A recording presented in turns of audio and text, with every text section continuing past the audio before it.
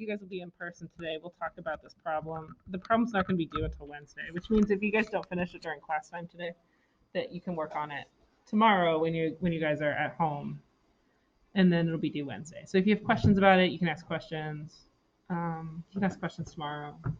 Wednesday, you guys don't have school, so it's not even like a remote day, right?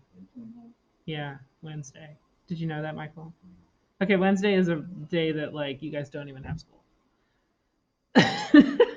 It's a teacher in service. I still don't know if I have to be here, but I know that you guys are not being required to attend anything.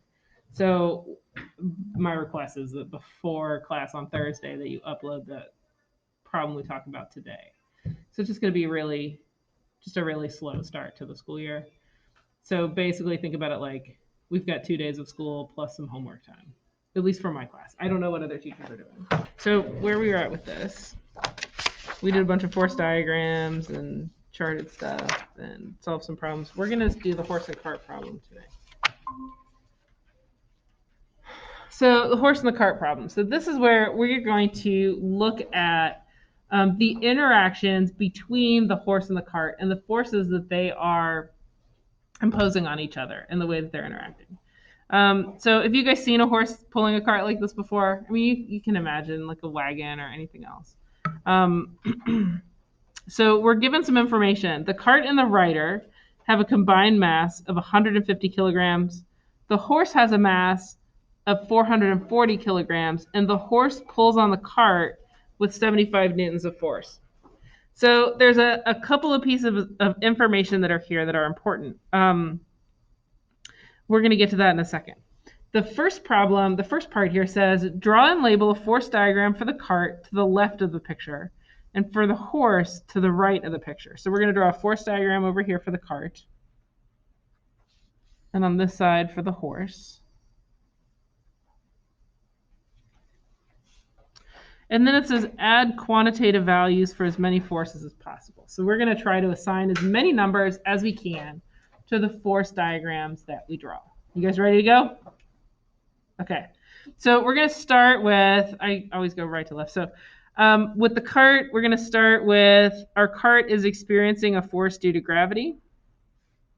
So I can abbreviate that FG. Are you guys okay with me abbreviating that FG? Then you don't have to write force, gravity, on cart, by earth. We don't have to write all this stuff. So we've got gravity. We know that our cart is not falling through the ground, so there's also going to be a normal force that's upwards. I'm going to write that as Fn.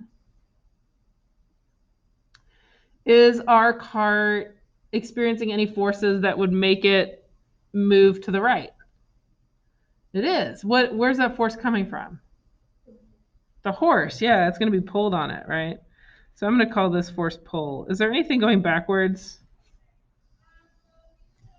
There might be a little bit of friction or something, right? We're not really told that. For now, we're gonna you can either make that a really tiny arrow, because that's what wheels are meant to do, right? Reduce the amount of friction. That's why we use wheels instead of just drag our cars around with no wheel. Can you even imagine? That would be terrible. It wouldn't work very well. So we've got to pull forward. And then our horse is going to have gravity downward, a normal force upward. Anything else? Is our horse being pulled forward or backward? He's being pulled backward by what? The cart. Yeah.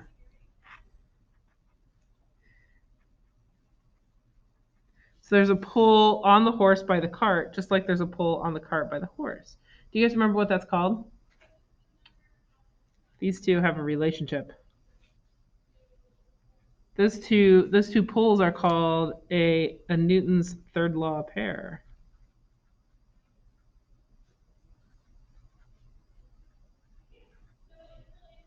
For every action, there's an equal and opposite reaction. So if the horse pulls on the cart with 75 newtons of force, right, here's our 75 newtons,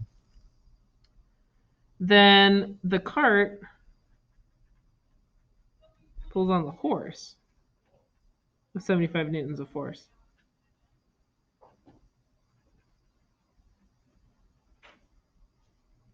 So this one also must be 75 newtons.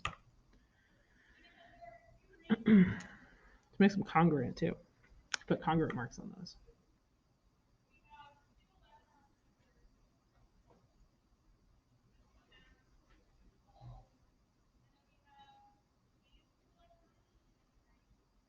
Okay, anything making the horse go forward? What do you guys think?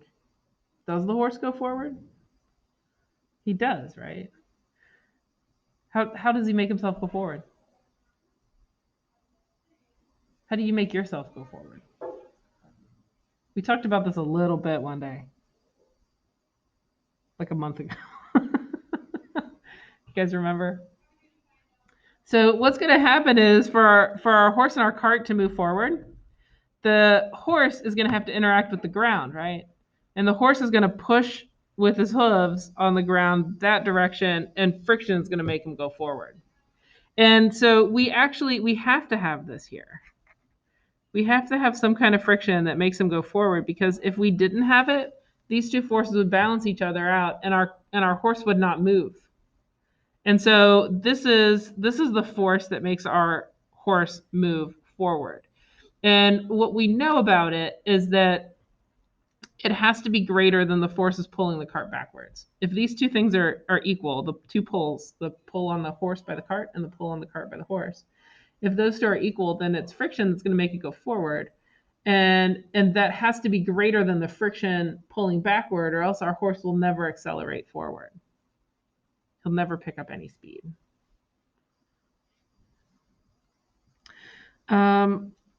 Other quantitative values that we can add, because we are given these masses, we can say something about the force due to gravity. You guys remember us talking about this a little bit? That we said that force is equal to the mass of something times the acceleration due to gravity. And acceleration due to gravity is, on Earth, we use 10 minus 10 meters per second squared.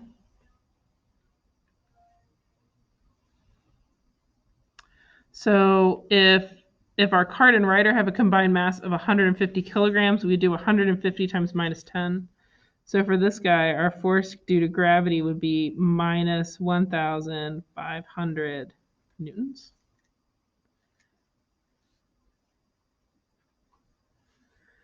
And our horse is going to experience gravitational force downward of minus 4,400 newtons. Do you guys remember how to convert, or how we end up with newtons? You need a refresher on that one. Where can I stick that?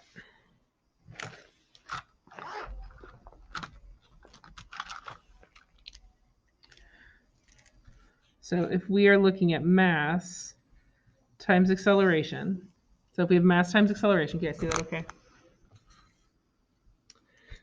Is equal to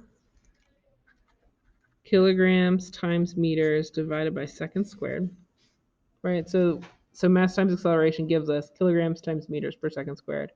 And this thing right here is equal to a Newton, which is usually just abbreviated as an N. So if you see kilograms and times meters divided by seconds squared, that's a Newton. And it has to be kilograms, it has to be meters, and it has to be seconds. Seconds is pretty easy to come by, right?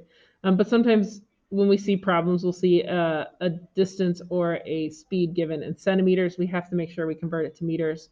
If you see something where the information is given in grams, you have to convert it to kilograms to get to newtons. Otherwise, you're looking at a different unit. So that's the way that unit works. So we know that this downward force, I'll do these in a different color just because. So there's our newtons. We know that our force due to gravity for the cart is going to be minus 1,500 newtons, which means we know what our normal force would be, right? Our normal force is going to be the same magnitude, so they're going to be congruent, but it's going to be in the positive direction. So this is going to be 1,500 newtons. And then over here for our horse, our downward force is 4,400 newtons. So our upward must be 4,400 newtons from the dirt or the soil. What do you guys think about signs on these? Should they be the same or should they be different?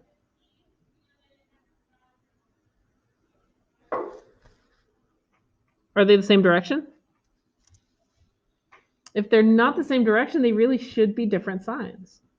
So when we are labeling these, the most important thing is that we make sure we identify where they are. But if we're going to start to use these to solve problems, the signs become important. Generally, my suggestion, just because it's kind of easy to remember, just like we do in math class, if things are up or to the right, make them positive. If they're down or to the left, make them negative, right? That's just how we do it in math class. And so doing that here is fine. So I would actually say this one was minus 75. The important part, the thing that makes them congruent, the reason we put those equality marks there is because they're the same magnitude. But they're different directions, and so it would be correct to put different signs there. Now, if you're doing a quiz with me and you draw me a good picture of your force diagram and your signs, and you don't keep track of your signs, I'm probably not going to take points off for that. But the most correct way to do it would be to give them different signs. What questions do you guys have about those force diagrams? Is it starting to sound familiar? Yeah, okay. So here's what I would like for you guys to do. There's 4 questions here. And some of these things I've alluded to a little bit, but what I want you to do is to just think about how you would answer these questions and then write a response there to that. We can talk about them in class. You can talk about them to each other. But this is the thing that I want you to do before we have our next in-person class. Okay? What questions do you guys have? No questions. Don't worry, guys. Monday will be over soon. All right. I'm gonna go ahead and stop recording.